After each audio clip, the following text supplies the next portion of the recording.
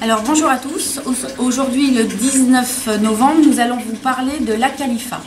Alors l'Acalifa il en existe plusieurs sortes. Nous on en a deux à vous présenter aujourd'hui. Nous avons l'Acalifa ispida, alors qu'on appelle aussi queue de renard.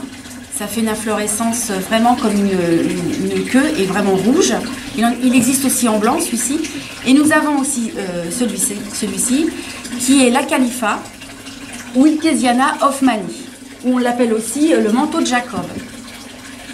Alors, ce sont des plantes toutes originaires des régions tropicales, de Malaisie, de Nouvelle-Guinée, et qui n'aiment pas les températures inférieures à 10-12 degrés.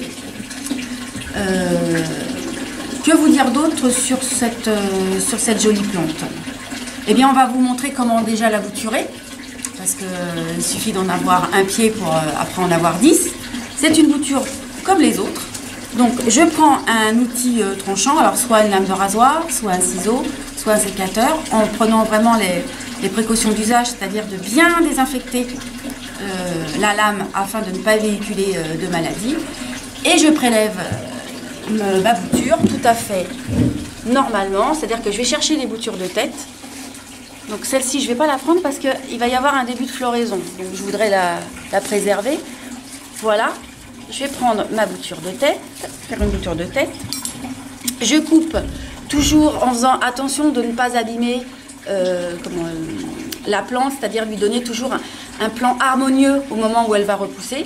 Là, je vais couper au-dessus de la tige, au-dessus de l'intersection de la tige et des feuilles. Hop, comme ça, quand elle va repousser, elle cachera un petit peu la cicatrice. Là, ma bouture est prélevée, et maintenant je vais la préparer, et cette fois-ci je vais couper en dessous de l'intersection de la tige et de la feuille. Hop, une coupure nette. Je vais enlever la feuille qui me gêne. Cette feuille là pour moi elle va me gêner aussi, je l'enlève. Alors là c'est bien d'avoir aussi quand même une lame de rasoir pour enlever. Voilà, ma bouture elle est prête. Donc on va la mettre dans un mélange terreux, un petit peu de sable, un petit peu de tourbe et un petit peu de terreau normal. C'est une plante qui aime bien le terrain légèrement acide. Donc, je prends ma bouture, je la trempe dans l'hormone de bouturage. Jamais d'excès d'hormone de bouturage parce qu'il pourrait y avoir la formation d'un cale qui empêcherait le démarrage des racines. Et c'est pas du tout ce que l'on recherche en mettant de l'hormone, justement. On veut aller plus vite que la nature, donc on met un petit peu d'hormone pour la booster. Et ensuite je mets ma bouture soit dans un pot de ce diamètre là, et moi je trouve encore que c'est un peu grand, donc je préférerais aller mettre ma bouture dans un petit contenant, parce que qui dit petit contenant dit une bouture beaucoup plus rapide à reprendre. Je fais un trou au préalable avec un petit bâton, là j'ai pris un crayon. J'insère ma bouture dans le trou et je borne. Donc borner, ça veut dire bien appliquer la terre au contact de la tige.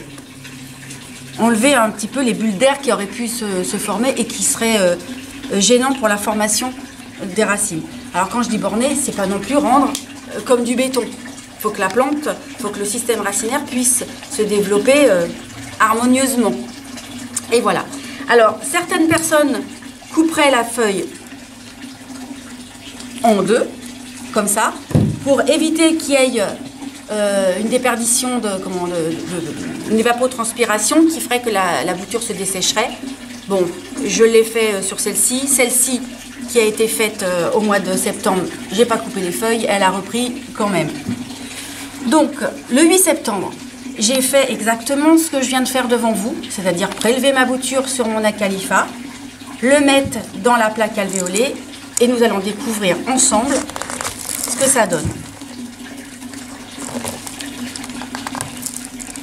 Voilà, ma bouture, elle a bien pris. Alors, normalement, les boutures se font en mars. Quand la bouture est herbacée, c'est-à-dire quand elle est molle, d'accord ? Ou alors en août ou septembre, quand elle est légèrement un peu plus ligneuse, un peu plus dure. Celle-ci, donc, on a choisi une bouture semi-ligneuse. Voilà le résultat. Alors, on va essayer de prendre l'autre variété, qui a bien pris aussi. Voilà, le système racinaire de la deuxième variété, donc la Calipha Wilkesiana Hoffmanni, que nous vous avions présenté un petit peu avant. Alors, sa période de croissance, c'est d'avril à septembre. C'est une plante qui est gourmande. Alors, elle est gourmande en eau, elle est aussi gourmande en engrais. Donc, pendant cette période-là, il va falloir lui mettre de l'engrais au moins 2 fois par mois, si vous voulez avoir une floraison intense. Autant celle-ci va donner une floraison rouge vif avec des longues queues si elle est bien nourrie, alors que celle-ci, ça restera, je pense qu'on le cultive plus pour son côté feuillage un petit peu panaché et en boule, quoi. Voilà, alors, vous pouvez la mettre en pleine terre, hein. Il lui faudra du soleil et de la mi-ombre, évidemment à rentrer en hiver, parce qu'elle ne supporte pas trop le froid. Et dans son pays d'origine, elle peut monter jusqu'à 2-3 mètres et faire jusqu'à 1 mètre à 2 mètres de diamètre. Donc c'est quand même quelque chose d'assez conséquent. On a rarement ça dans les pots, hein. Voilà, je pense que j'ai tout expliqué. Alors, elle est sujette aux alrodes, aux araignées rouges et aux cochenilles.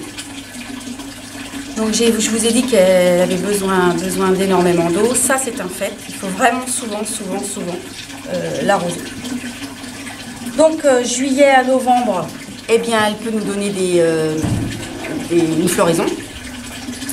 Nous, personnellement, pour l'instant, on n'en a jamais vu sur celui-ci. Je pense qu'on n'a pas assez mis d'engrais.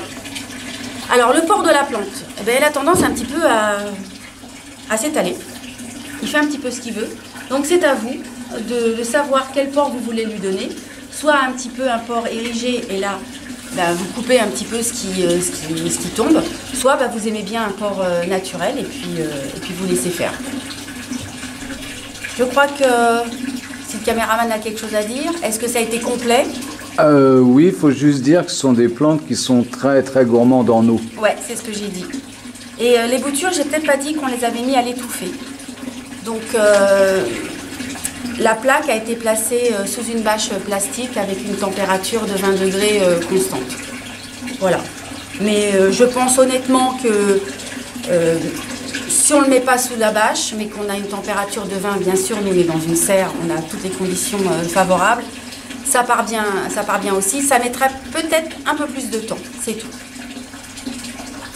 Donc je vais laisser le soin après à Rémi et à Thierry de vous présenter l'entretien. Hein, ils vous montreront comment la rempoter, dans quelles conditions, etc. Et je pense qu'on aura fait tout le tour de la culture de la Calipha. Enfin, tout au moins pour ces deux variétés-là. J'espère vous revoir bientôt et puis je vous dis à dans quelques temps.